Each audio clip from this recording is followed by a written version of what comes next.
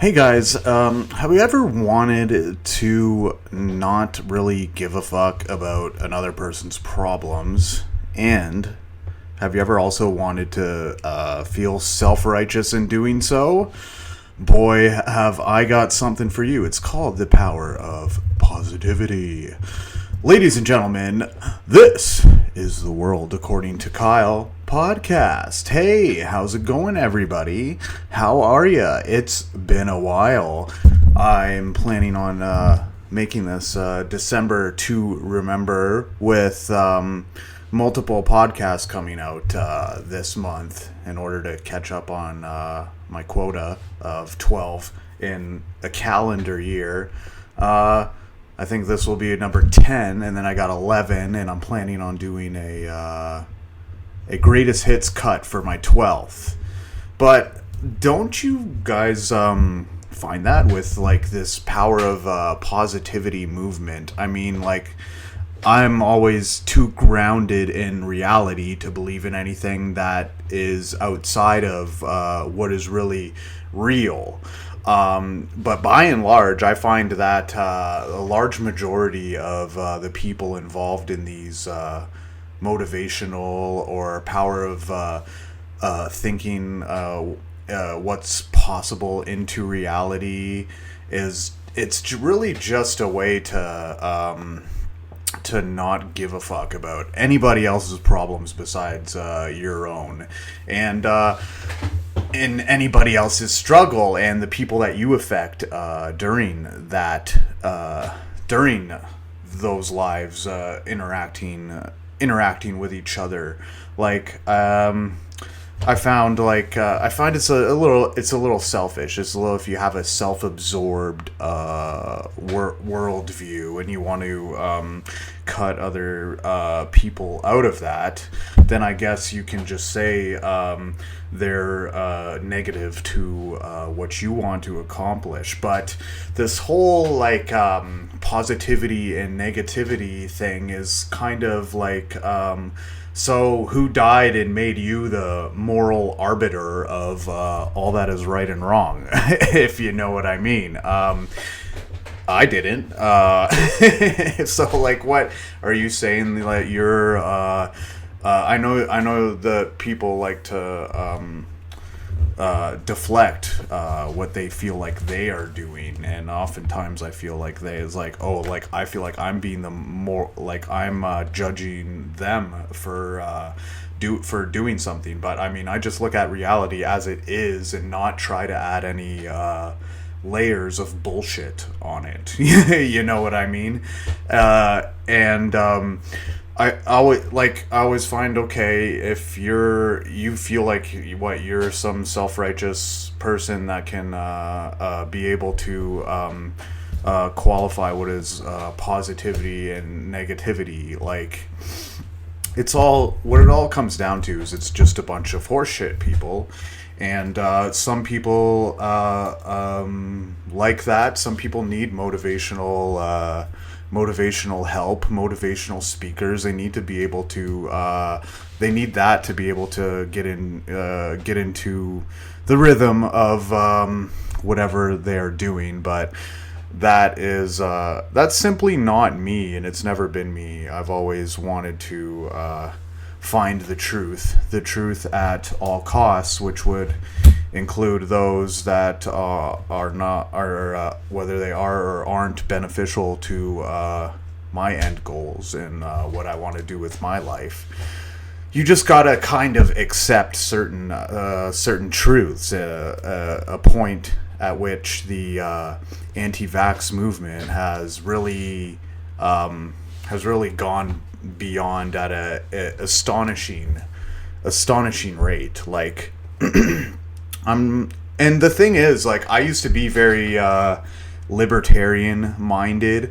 I'm very pro freedom. I think Canada is a place where we give up a little bit too much of our freedoms in order to feel safe, and in order to feel like we're somehow better than America. Like, I think, like, if we need to be competing with America by using the the better the better infrastructure, or the better ideas that America has in downplaying their more negative ones.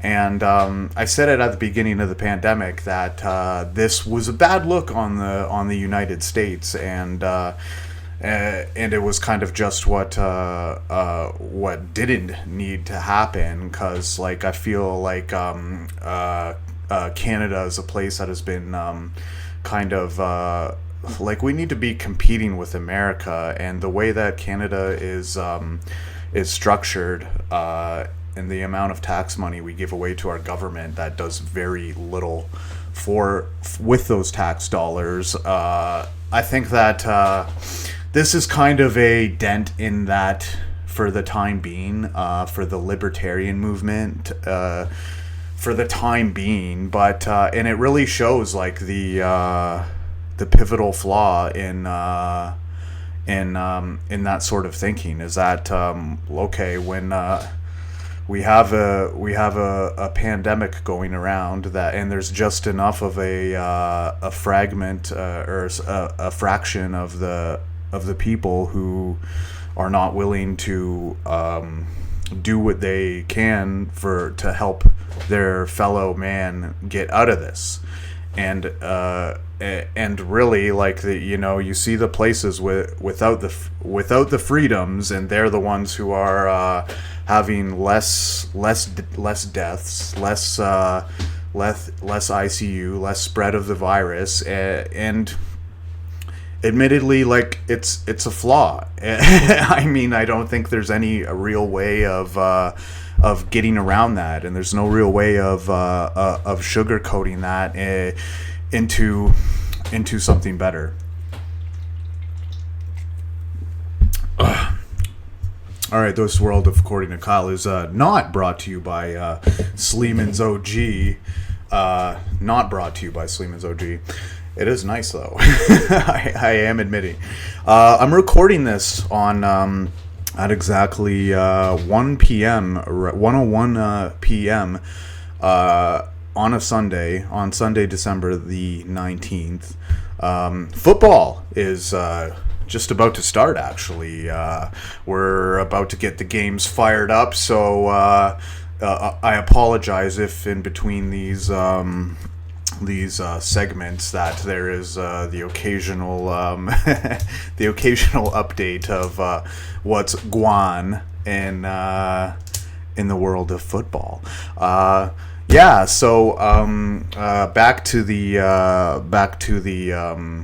thing that has encompassed all of our lives for the past 2 years, and its geopolitical effects on what's going on. I mean, one thing I will say is that the past, I would say the last third of this, the past 100 years has been very much dominated by the left as opposed to the right in the United States. I mean, if you think about it, so let's assuming Biden finishes his 4-year term. Whatever happens after that happens. But let's say Biden finishes his first 4 years. There will have been 32 years of presidency, 8 of which were legitimate Republican wins. The other 4, which the Republicans were lucky and they took to court and ended up was the Bush second term, where he took the ruling to court with the Al Gore, and it was just close enough where they were able, even though Bush didn't technically win, they were still able to get him in office because it was close enough. So if you consider the direction that that America is going in, it's very left. They're not very left, but they still have their backbone of freedom. Is sometimes too much in that, more than I would like. That's for sure. Considering especially the recent circumstances. So in America, there have been like 8 years of legitimate Republican wins in the past 32. Now, call it 12 because you did end up like, shoehorning Bush in at that frame of time. But I feel like the country's mentality is really kind of going in the opposite direction. Now, it's tough to say for me, like how much is too much, but I mean, like in Canada, we need to embrace some of the framework that America has in order to make our country better and make it more innovative. We need to look at what America is doing. And we need to look at the good things that they're accomplishing and go towards that.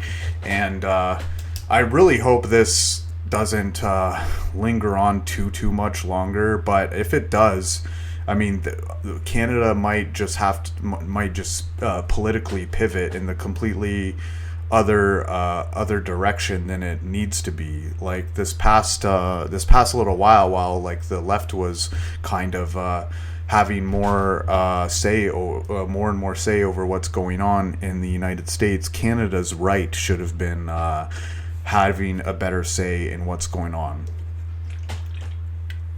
And you can say Harper. Harper was what did Harper do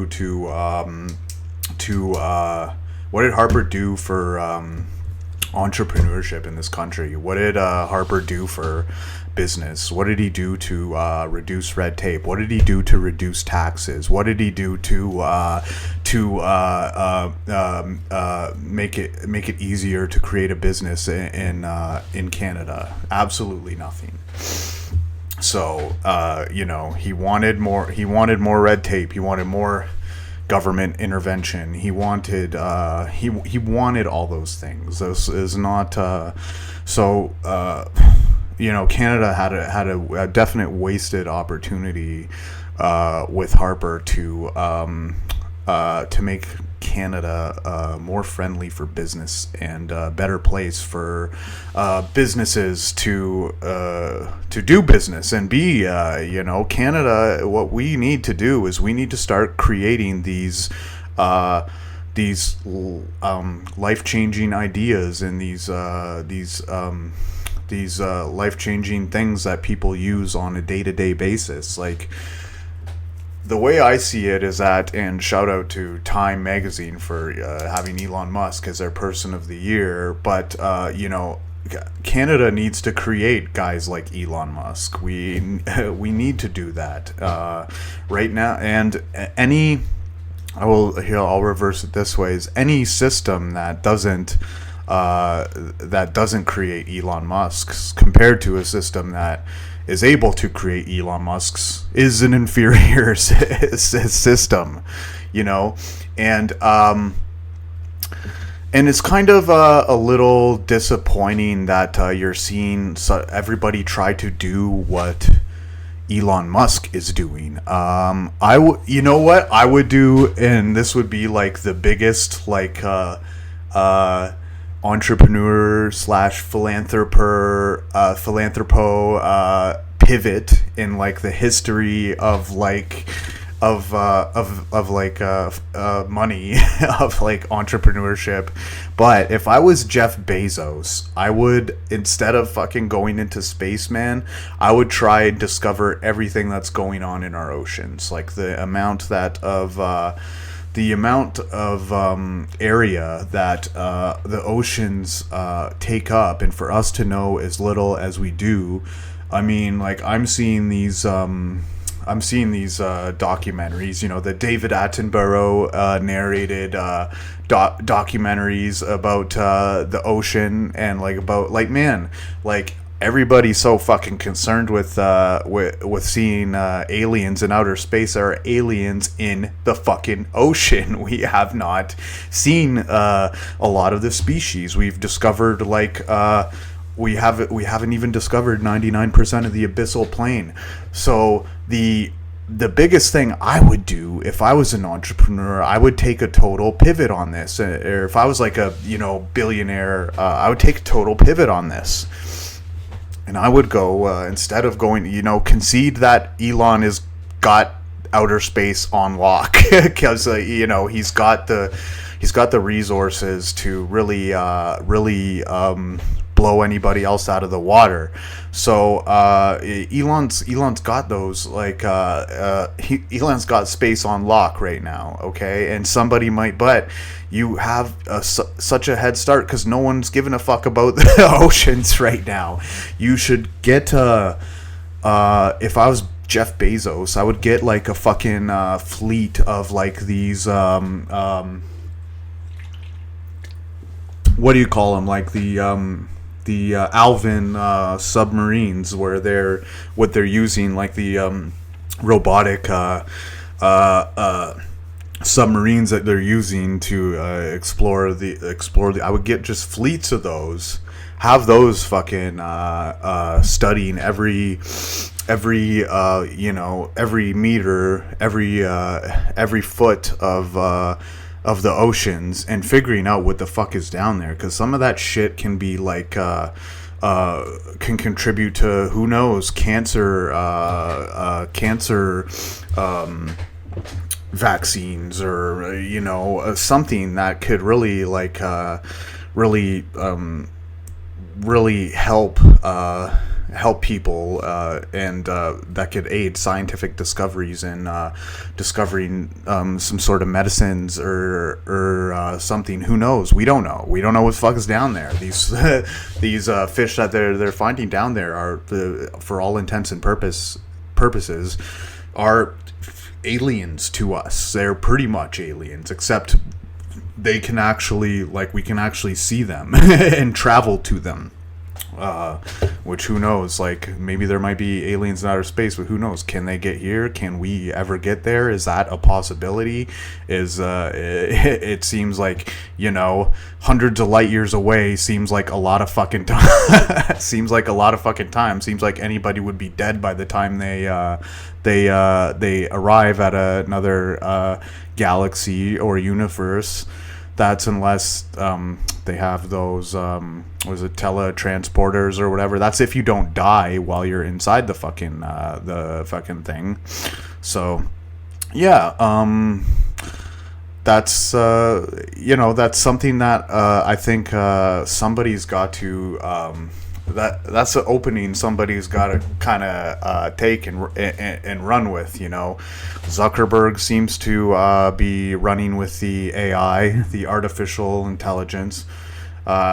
Who knows what the fuck Jack Dorsey's doing? He's probably going on some sort of meditative yoga fucking trip out of and fucking like, who knows what he's doing? But inventing life-changing solutions. He's inventing more problems. Elon Musk has got outer space fucking on lock. Why don't you just fucking, like, you're not gonna you're not gonna compete with Elon. Elon is and time got it right, and that Elon is the most important person in our time, and he and the only way you would have you can compete with that is if you did the biggest pivot in entrepreneurship history and went for the Earth instead of the outer space. But still, even if Elon makes us a outer space civilization, he's still probably got it. But if you make Earth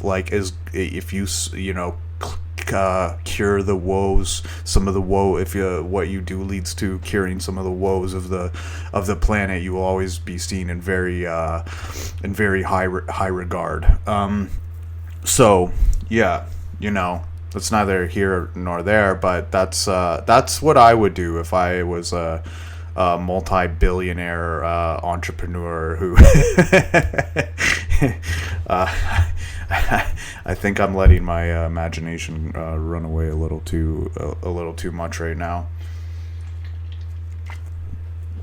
Anyway, the football games did end up starting. Not much happening. Yeah, that's the reason I kind of did it this this early is because I wanted to sit down and watch my Bengals. Do their thing. They're playing at the later slate of the afternoon games, so I kind of wanted to hammer out this podcast while the earlier slate's going on. It's been a very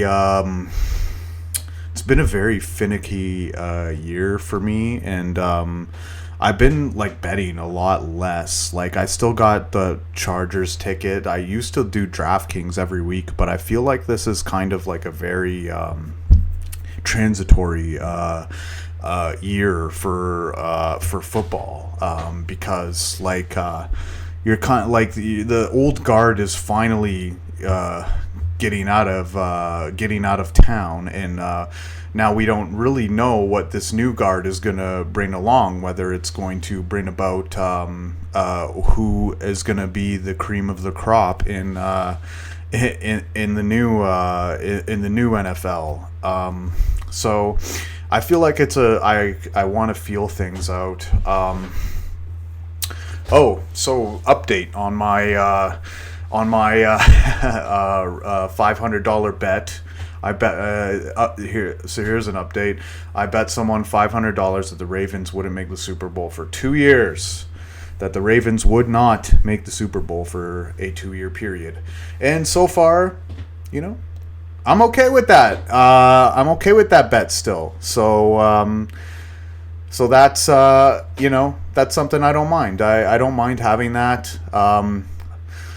Maybe I'm a little more like I thought the Ravens kind of would have imploded by now. But I mean, overall, I feel like it's kind of a fair place to be. I'm in a I don't hate the position that I'm in. That's for sure. I highly doubt the Ravens can. They will have to win the AFC to get the bye in order to make it to the Super Bowl. I do not see the the Ravens railing off 4 in a row without getting exploited somehow at some point. Damn, this is pretty good. The Sleeman original. Normally, I'm a big fan of Sleeman's Honey Brown. Usually when I get Sleeman's, that I usually go with the Honey Brown variety. I find it's just a little more flavorful, and every now and then I get that. I was at Walmart though. Not gonna lie, they didn't have the greatest selection, and felt like a Sleeman's afternoon. So it's pretty good. I'm not gonna lie. I just had to finish that off. Crack open another one.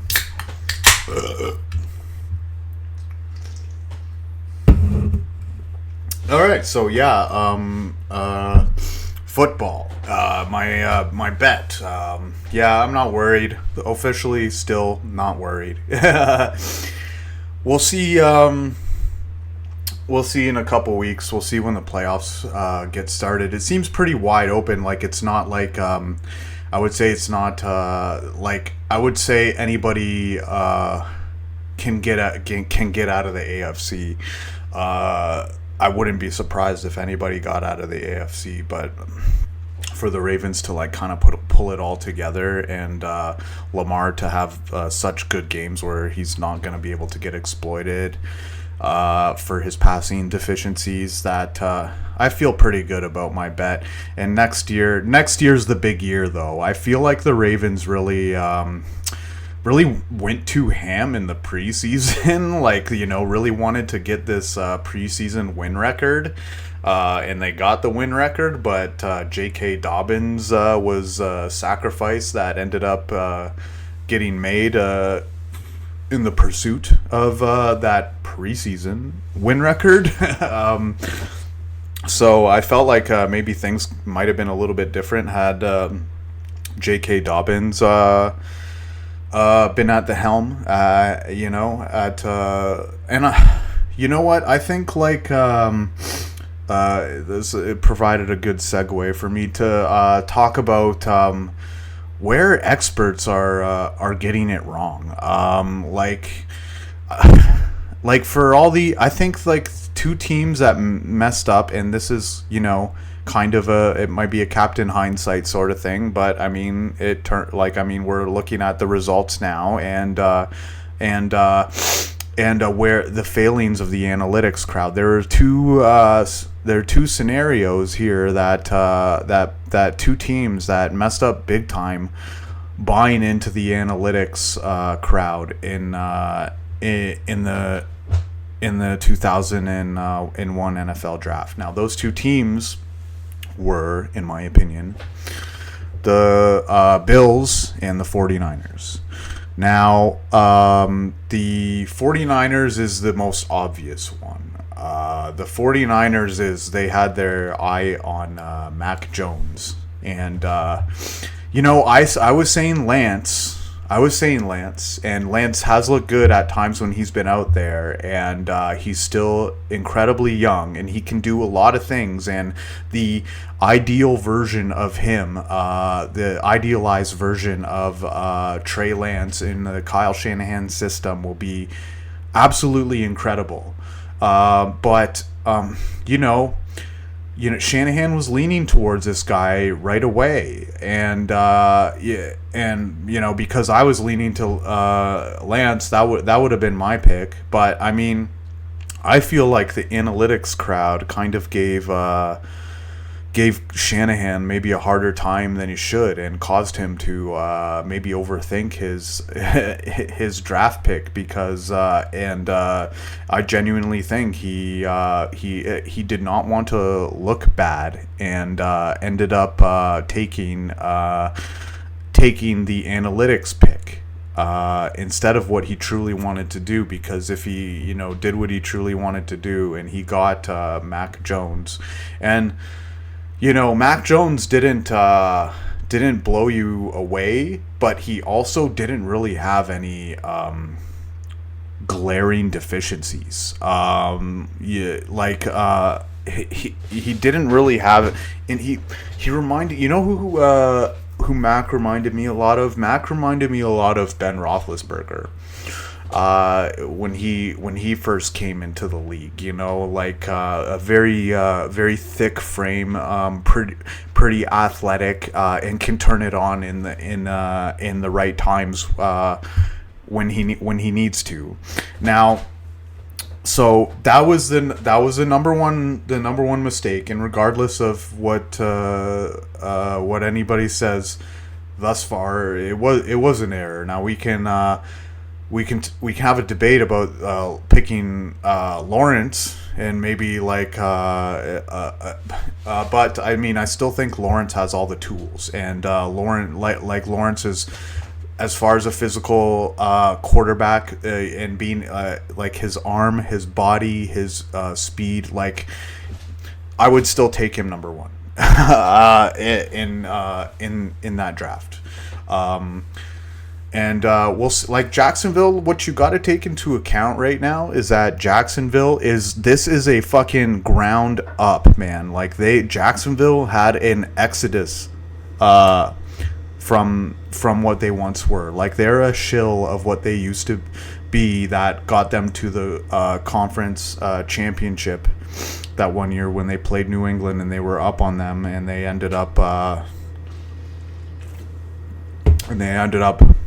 Brady ended up Bradying them, and they are a shill of what they were. And their offense, they have some weapons, but their offense is not adequate. It's like a bottom third of the league type of offense. So I mean, you can only do. Is that Foreman going in for a touchdown? Oh, did he get it? Oh, I have Foreman on my fantasy team. I don't think it was Foreman, actually. I think it was Williams, somebody else. Okay. Phew. Hopefully Foreman will come punch that shit in.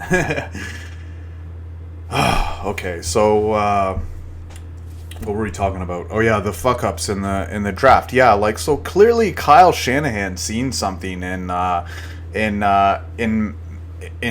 that and like I own Debo Samuel, so that would have been, I felt like a lot better for Debo had because Mac would have been a plug and play. But I mean, I think Shanahan, like with Lance, can like in Lance's athleticism. I think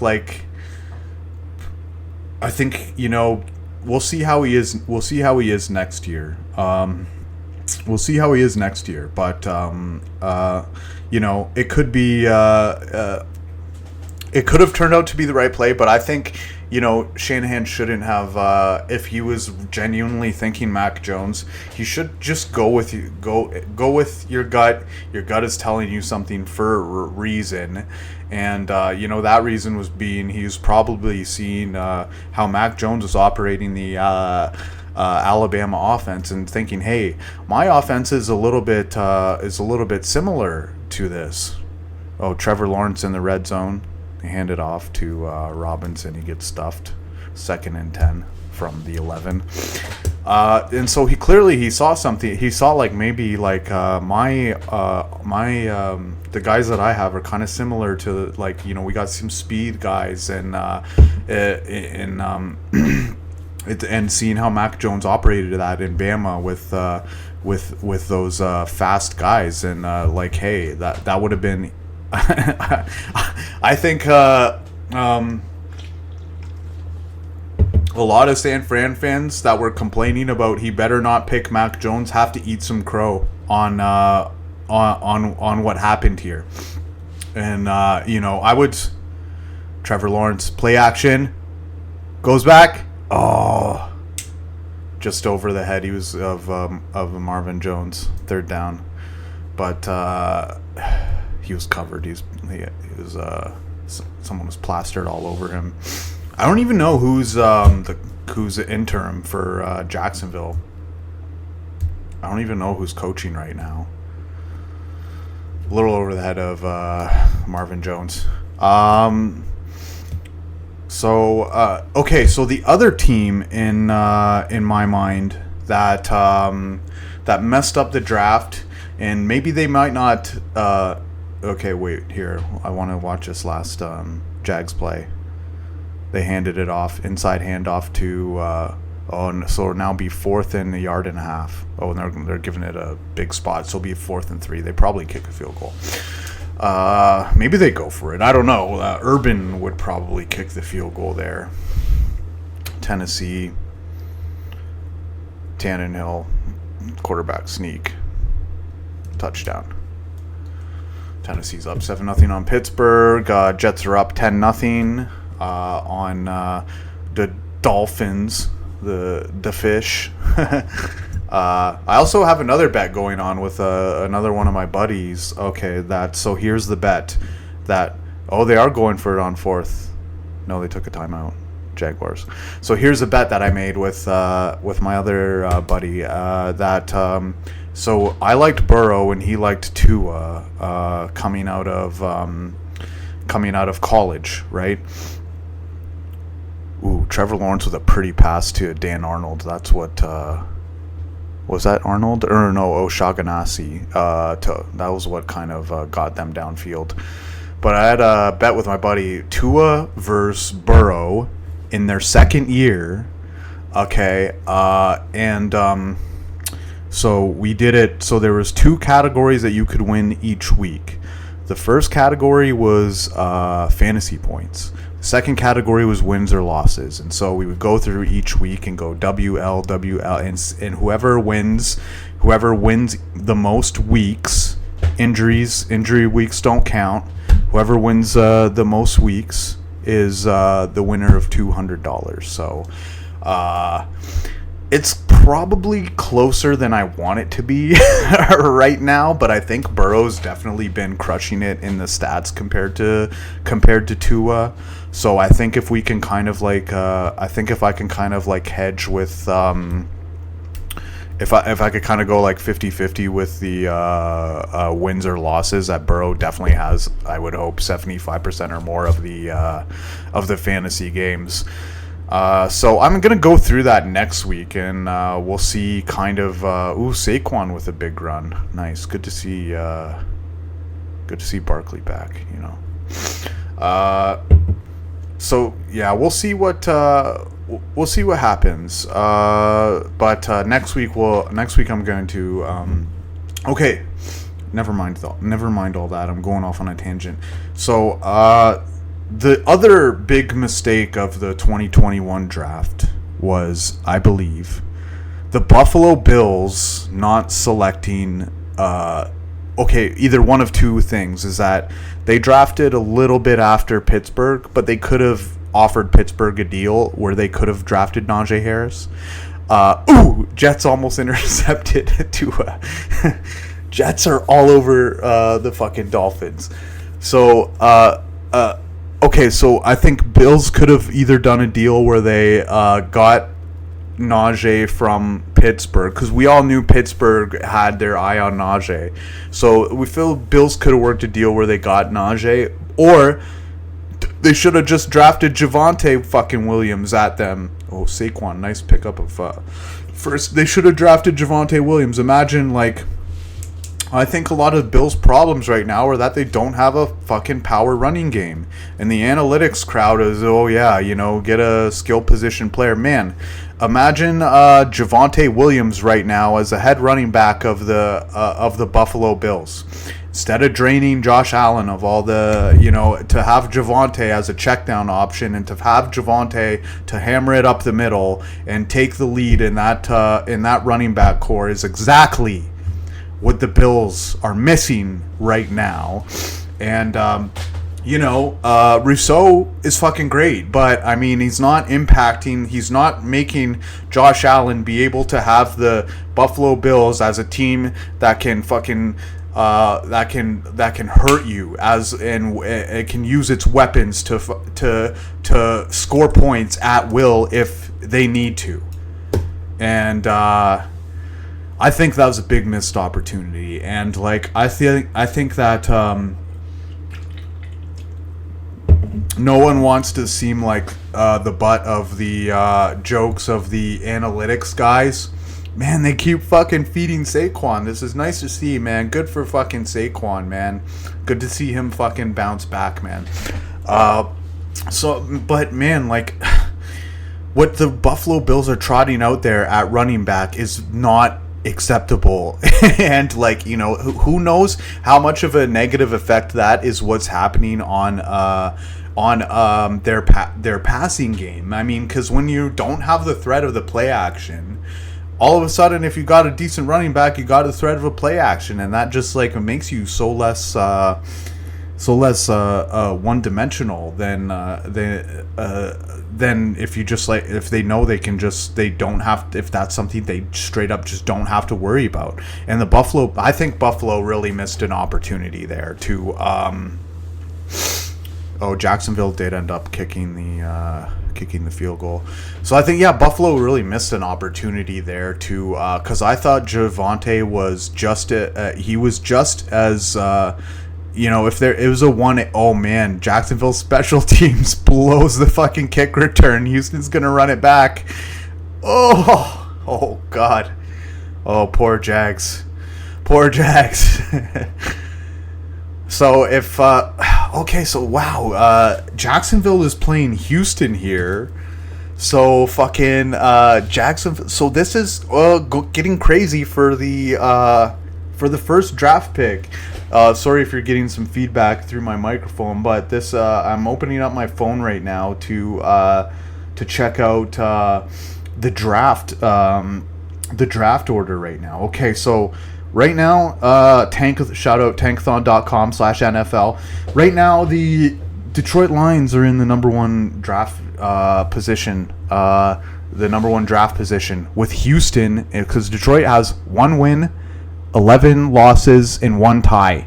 And Houston has 2 wins and 11 losses, and Jags have 2 wins and 11 losses. But Jags are playing fucking Houston right now, and so one of them is gonna have 3 wins.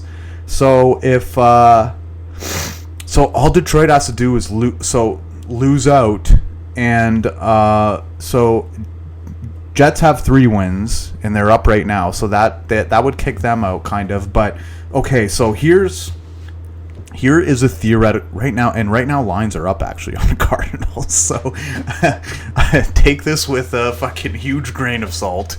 But okay, so right now theoretically the Lions could end up with the number 1 draft pick. So let's kind of get our fucking get our psychic hats on for a moment real quick. And who might be the number 1 draft pick? Could it be... Oh, there's this Michigan guy, Hutchinson, Aiden Hutchinson of the Michigan Wolverines. So if all kind of...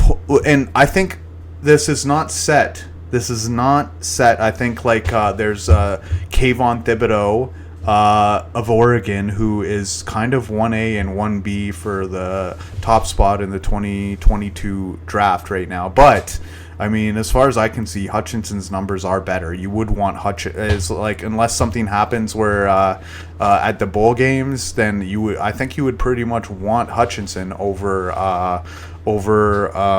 Thibodeau. So we could theoretically have Detroit, and so this Hutchinson guy is from Michigan too. He's from Plymouth. He's from Plymouth, fucking Michigan, bro. So we could this could be like the biggest of all fits that like. And Detroit is also picking 24th in the 2022 draft from the LA Rams pick. That's currently slated to be 24th. So man. If I'm the Lions, I'm trying to fucking lose these games. They better find a way to lose. They're up 3-0. They need to find a way to lose this fucking game. Because they have a 1 tie, which if they got to 2 wins, then they would have the leg up on whoever is at 2 wins between Houston or Jacksonville. I would feel like you would rather have, you would hope Jacksonville wins this game, and then I think Houston has a better shot of railing off a win. So a lot can happen, man, and I'm looking forward to to next year's draft already because the implications are massive for this Michigan game with Georgia, and you know what? Credit where credit is due. I've been kind of a little bit of a Harbaugh hater. I'm not gonna lie. I've been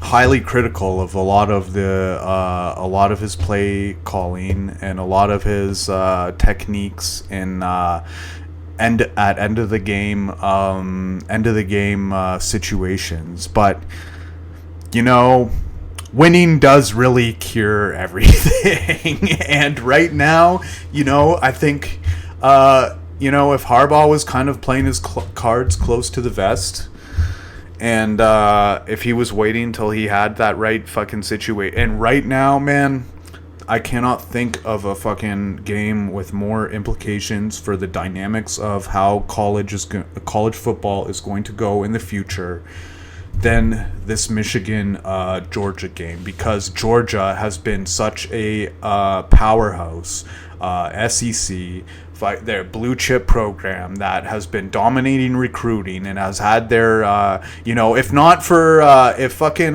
Tua doesn't come in and convert that fucking and get that fucking miracle for Bama. We're probably talking about Georgia as the up and coming powerhouse in the SEC. Detroit got a touchdown, 10-0. St. Brown, Amon-Ra St. Brown, nice pass by Goff. And so yeah, if I'm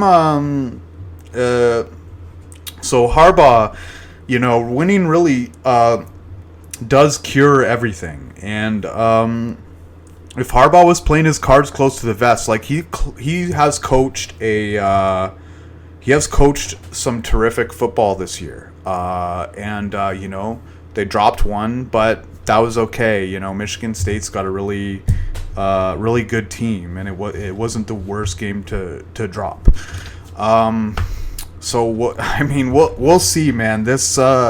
This Georgia, and Michigan, the thing with Michigan is that they are pumping out NFL talent, man. They are fucking these guys that come from Michigan are NFL ready.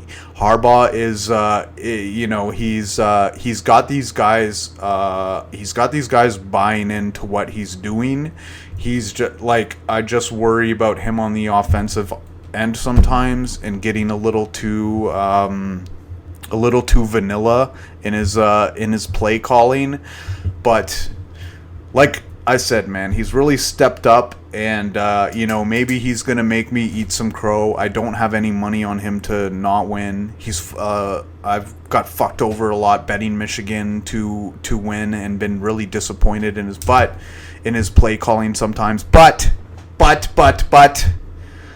winning fucking cures everything. It really does. And the implications of this Michigan-Georgia game on the college football landscape are absolutely massive. There's really no denying that. I expect Alabama to win against Cincy. That would be equally as crazy. Imagine if Cincy ends up putting down. Oh my god. With all this conference realignment, it's been kind of crazy. But I think if we get at the end of it, if we get two major conferences and a tier 3, so say we'll have we'll have the Big 10 and Pac-12 and Big East amalgamation, whatever they're calling themselves, I don't know. And then we'll have the SEC, and then we'll have kind of like a Division 3. So instead, where it's and we'll have Division 4 also. I think there'll still be Division 4 teams, but I think that's kind of the next logical step with how to have two main, because that way if you have a Division 3, then it's just if a team in the Division 3 goes perfect, they're still playing probably pretty good games. They're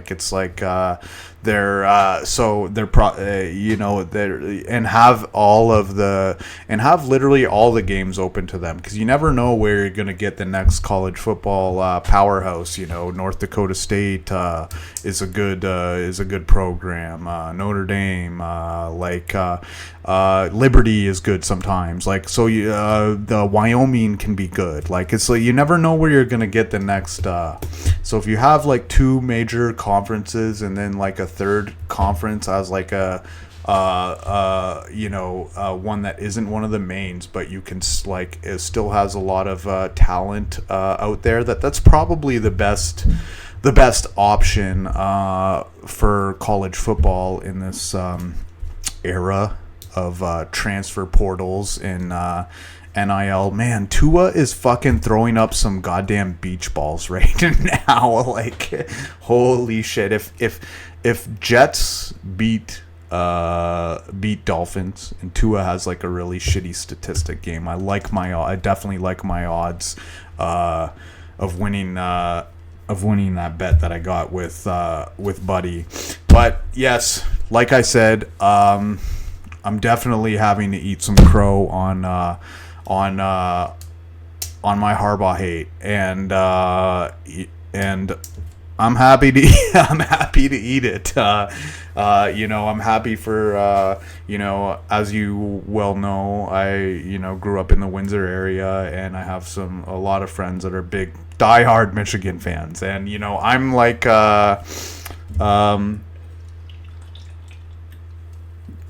I'm not a diehard fan. I like Michigan when they're doing good. I want to root for Michigan. I want them to do good. But I just can't love them if it doesn't look like they have their shit together, I have to root for a team that is good. But it's good to see that they got their shit together. My buddy's so hardcore that he just is repulsed by the idea of anything to do with Ohio. And I love me some Ohio. I love me the Cincinnati Bengals. I love me I love me Ohio Buckeyes sometimes. It's I mean, I wouldn't go quite that far as to openly hate things from Ohio, but it's good to see Michigan doing good, and Ohio had definitely had a chance to take over the college football landscape, but they hitched their wagon to guys who weren't Joe Burrow and Ellis and fucking Coach O. Oh, I don't know if you guys heard that. If you guys heard that, let me know. It was kind of it was from the feed. I think I got I think that was just through my earphones, but it was a little bit of the feed from the football game before I got the chance to mute it. So yeah, I mean, it's good to see Michigan do good. I mean, Ohio State had their chance to, I think we're waiting for the next, and maybe Bama just stays a powerhouse, but we're definitely waiting to see who's going to be the number 2 competitor to Bama going forward. So that's what we kind of went on a huge tangent of sports there, but I didn't have a sports talk last week because I had my buddy Daniel over, and he was with me, and I didn't want him to kind of feel like a fish out of the water and have just talk about a bunch of sports things that weren't really what he could offer anything on, because I'm a big sports head. But I'm gonna have Daniel drop by next week if he's available, and we'll have some. I'm gonna have him bring up some discussions, because he's kind of a, he's got a lot of opinions and a lot of stuff that he does. It's very kind of mainstream. He could come up with some good mainstream topics. He's got his ear to what's cool, what's hip, and what's going on, whereas I'm more off on my own thing. I don't care about what's what's cool. He's got a lot of good trend value to TWA2K. Oh, Trevor Lawrence with a dime to Jones Jr. So they got 3rd down and 2, and they're inside the 10 of Houston. It's kind of sad right now that it's what is it, week 15, and I'm tankathon. And I'm on tankathon watch. All right, what else is going on? Okay, let's do a little crypto corner segment right now, because I have some. I should update, because I made some moves in my portfolio. So I did. So everything's still the same. I think the last time I left off, I let you know that my I think Jags picked up first down. That my crypto holdings are XRP is my number 1 holding. My number 2 holding is HBAR, and my number 3 holding is SafeMoon. And it's a pretty 75-25 split of those. So there's that has still remained the same, except I added another. So whereas before,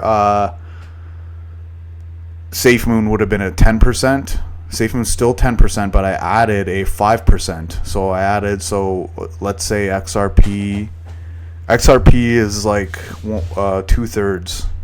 XRP is 2/3 of my holdings, and the other 33% is 10% Safe Moon, 5% this one that I'm gonna tell you that I just bagged up on, and the remaining. So the remaining, what would it be, like 15% is HBAR. So we got so XRP number 1, HBAR number 2, Safe Moon number 3, and this one that I recently added that I feel is gonna be important going forward, and I didn't want to not have it. Jacksonville going for it. They're probably going to hand it off here. First and goal. Hand off to Robinson. Touchdown, Jags. 14-10 Houston. So this other one that I have, the 5% on, is Zinfin, aka XDC, and still really cheap. It's only 11 cents per token. So I had to bag up on that. I got a 5% holding on that as well, because I think all of these besides Safe Moon are kind of gonna pop at the same time. Now recently, after the dip in the market, HBAR has actually recovered quite nicely, and they've had a lot of positive news coming out of HBAR. The stress testing of their systems at over 2,000 transactions per second has looked like it's been flawless, and I wouldn't want to not have any HBAR right now. HBAR is like such a Web 3.0 good coin to have, but so my portfolio consists of those 4 coins right now. Safe Moon is kind of like my meme coin. It's my there's no reason why. I don't think it's the future, but I think it's just a great coin that with great tokenomics that people are going to just fall in love for, and hopefully, because I've been seeing a lot of people post this shit that's really disheartening on Safe Moon subreddits, that they want to stop the burn, and I don't even want to stop the burn for another 5 years. That's not even part of what's gonna make. One guy actually said to me, he actually suggested that nobody cares about the price of Safe Moon, they just want the reflections, and that the reflections are what you should care about, not the price, which is absolute horseshit. And I understand the value of the reflections, and that's why I love Safe Moon. I love getting these reflections, but I mean, the burn is just as important. The burn is what is causing this bottleneck in how the price fluctuated, and I think Safe Moon can hit all-time highs again very soon, very, very soon. And in probably less than a year, it will pass its all-time high. But that's because of the bottleneck effect on the burn and liquidity pool. And people need to come to this realization that the longer we wait as a community to hold off the stoppage of the burn, the better. Keep burning. 1 million coins. Imagine 1 million coins. How valuable Safe Moon would be. We would be trading at $1,000 a coin minimum. We'd be trading at minimum $1,000 a coin right now if we got down to that. I just sometimes I think people sell out. Like SafeMoon, I think really has a chance to do something great, and SafeMoon has a chance to do something extraordinary if they have the balls to do it. And I heard somebody say that the coin, like at the current burn rate, will eventually go to zero, and that's impossible because we started with 1 quadrillion before the V2 migration, and we burned close to 500 billion, okay, or trillion. Sorry, we burned close to 500 trillion, so we almost burned half of the total supply. So if we burn half the total supply after that half, it's still going to be like, and those numbers are high because like when SafeMoon first started, it had a lot of hype. There was a lot of like there was a lot of pumping going into SafeMoon, and a lot of people bought it at higher prices than they probably should have because they FOMO'd into SafeMoon. I did not. Some of the average prices that these guys are hodling at compared to me are in, but I mean, I would still hodl. I would just buy down. I mean, what people aren't anticipating is that what people aren't doing is that they're not buying at the floor. They'll spend a 10K on a bag that's like, that's valued, instead of spending 1K here, 1K there, limiting your you don't know, like if you were buying SafeMoon at like 500, like, and you spent like tens of thousands of dollars, like, I mean, you could have spent like a few $1,000s and seen, oh hey, maybe this isn't the top, right? So I had to I had a very disciplined and patient buying approach, especially when it came to the SafeMoon exposure that I had. But that being said, I mean, you like, this is going to be a project where in the next 5 years it is going to make people fucking millionaires. And you're gonna want some, because soon it's gonna be expensive. I just have a feeling that like it's gonna pass its all-time high very soon.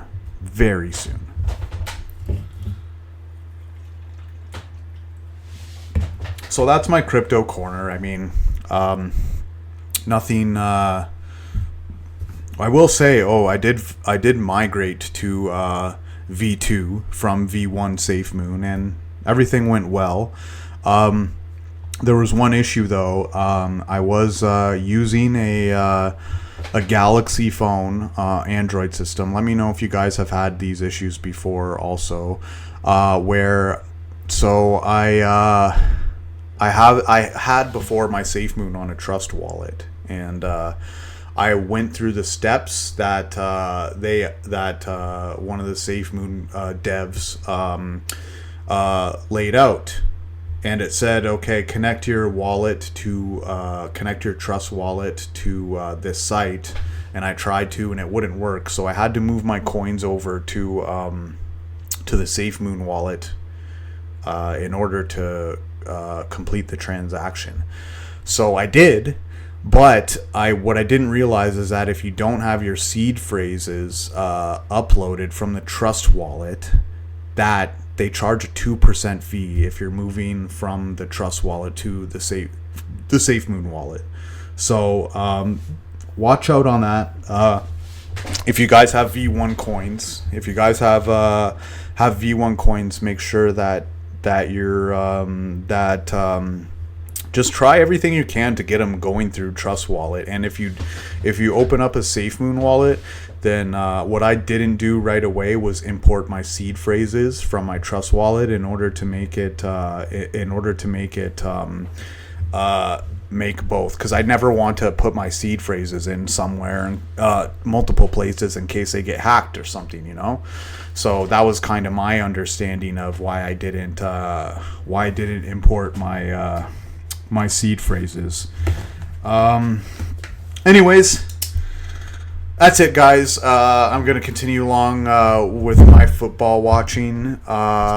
Just a quick TWA2K. I am going to have one going on next week. A Christmas, a TWA2K Christmas special.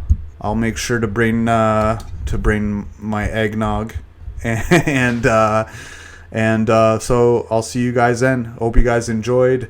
That was the World According to Kyle podcast. Take care, y'all.